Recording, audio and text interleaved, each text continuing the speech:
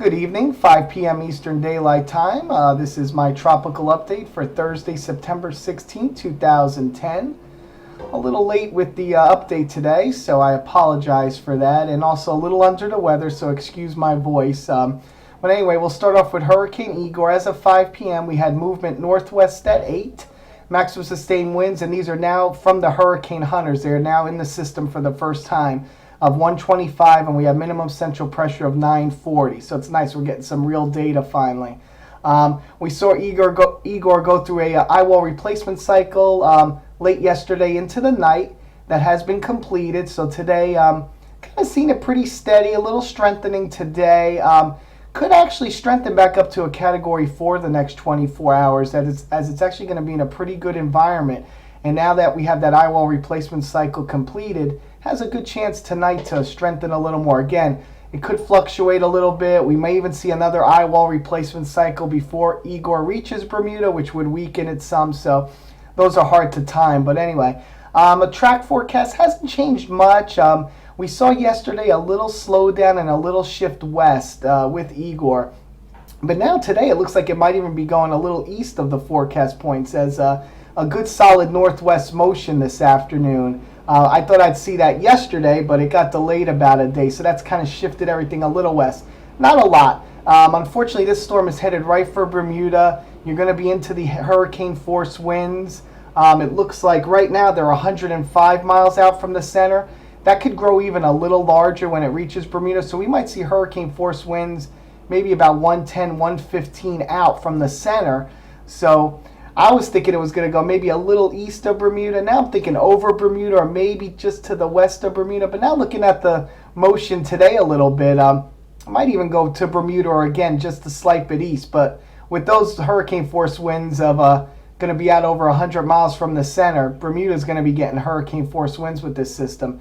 Tropical storm force winds extend 290 miles out. It's a very large storm. So by Saturday night, as Igor's in this area right here, Bermuda is going to start getting tropical storm force winds, and the system's going to be moving probably around 10 to 15 miles an hour as it approaches Bermuda, so not a very fast motion. So this is going to be a really prolonged period of tropical storm force and hurricane force winds, and Bermuda, this is probably going to rival Fabian of 2003 as far as effects for Bermuda. Should be a Category 2 or possibly a Category 3 system as it approaches Bermuda Sunday afternoon. We're looking like wind shear. The strongest wind shear is going to hold off until it gets right near Bermuda. So that's not good news for them as well. I mean, sea surface temperatures will be cooling slightly, and if we could get that shear to come in a little quicker, we might see this come down to a Category 2. So right now I'm still Category 2, Category 3 storm as it passes near or over Bermuda Sunday afternoon. And then the rest of the track takes it.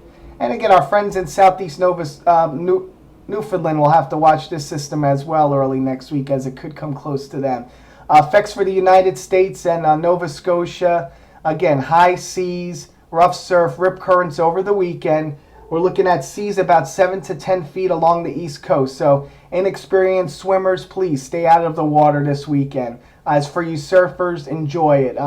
Another great surfing event for you guys.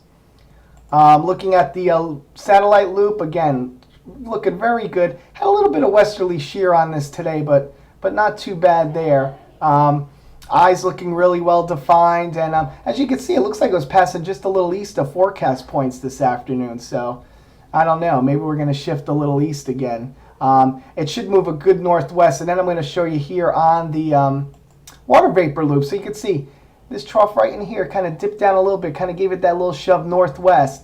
Then what's going to happen, I'll show you here in the eastern view, that one right here, this little short wave here, which is giving it that little bump to the northwest today. Then it's going to flatten out again right in this area here as we wait for the next little piece of energy to move east. So each one of these continually strengthens this trough. Not a very deep trough, so it's not going to kick it out quick like we saw with Danielle. Kind of a little more of a flatter trough. So, but each one of these short waves just keeps reinforcing this trough. So we're getting that northwest push today by this little feature here near Nova Scotia, New Brunswick. Then we might even see a little west-northwest movement tomorrow again maybe even a little west for a little while as the ridge kind of builds in a little bit. Then this next short wave is going to pull off, and it'll kick it more northwest. So each one of these keeps bringing it farther and farther north till it gets to about Bermuda, and then the westerlies just take over, and then that's when it'll kick it on out and speed it up out to sea. Excuse me.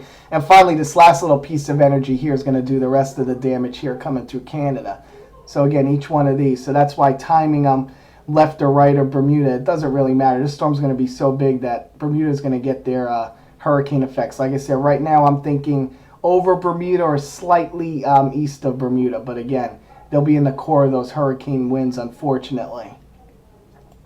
A good station to watch, a good buoy to watch tonight, 41044. This Hurricane Igor looks like it'll pass just east of there, and you can see as of 5:50 here, you can see they've had wind gusts up to 73 knots, wave heights 33 feet, pressure falling rapidly. So definitely watch this buoy through the evening, and Igor will be passing by between around 9, 10, 11 o'clock tonight. So be interesting to watch what their peak winds get, and hopefully this buoy will survive. And again, the models, not much change. We still see the no gaps farthest west, but everybody else is pretty clustered, unfortunately, right over Bermuda. These models don't want to budge from Bermuda, unfortunately, and you guys are going to take the brunt of this storm. GFDL, here's Bermuda right here. Now it has it, you remember the GFDL was the farthest east. It had it east of Bermuda. That has shifted west from yesterday. So we have it going right over Bermuda as a Category 2 system, 93 knot winds. So again, that was my little shift too. I still think this eye might try to sneak a little east of Bermuda. We'll have to see there. But that's been my call for the last 3, 4, 5 days, near Bermuda, either a little west, a little east, but definitely near Bermuda. Nothing's changed. Notice looking at some of the blogs the last few days around, and people just getting so excited over this west, north, east, north. This thing has been zeroed in on Bermuda for the last 4 or 5 days. There really hasn't been much change in the forecast, and I'm not sure why everybody's getting so excited over where it's going, because it's been going to Bermuda. There really hasn't been much of a change, so I don't know what that's all about. But anyway, unfortunately for them, it is headed to them. GFS, again, Bermuda's right under here. This is valid for, again, Sunday afternoon, and GFS has it going right over Bermuda. And then the Euro, this is Sunday morning approaching Bermuda, and again, right over Bermuda Sunday afternoon. So again, models are zeroing in right on the island of Bermuda. All right, that's Igor. We also have Hurricane Karl. Hurricane Karl became a hurricane as of 11 a.m. Eastern Daylight Time, and continuing to move west at 12 miles an hour. Max sustained winds now up to 80 miles an hour. Karl continues to strengthen. This is an excellent area for strengthening with low wind shear, warm waters. This area has the potential for rapid intensification. Don't really see rapid intensification for this one, but it could really crank up to a Category 2 and possibly, just possibly, a Category 3 hurricane before landfall. The LGEM takes it to 100 knots. The GFDL takes it to 97 knots. So it'll be teetering on that Category 2, Category 3 area at landfall.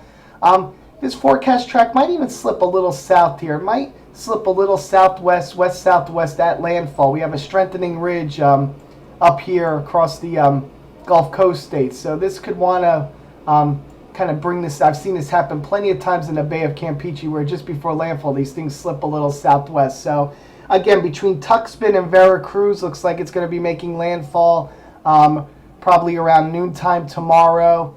You know, between 11 a.m. 1 p.m. time frame. Might even slip closer to Veracruz as its eventual landfall, but somewhere between Tuxpan and Veracruz will be landfall, and you can see hurricane warnings and hurricane watches all along, and tropical storm warnings all along the central Mexican coast here. Again, satellite view, you can see this storm is really cranking it up. Nice spiral banding. Probably we'll see an eye maybe pop out before landfall here on the satellite view.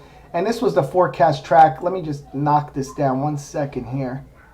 This was the forecast track from earlier today, and you can see it started to probably slip a little south of the track, and then they kind of slip the forecast track farther south. But I think it's going to come in right in this area somewhere as it moves west, and then it might even slip a little west-southwest before landfall. So somewhere in this area here.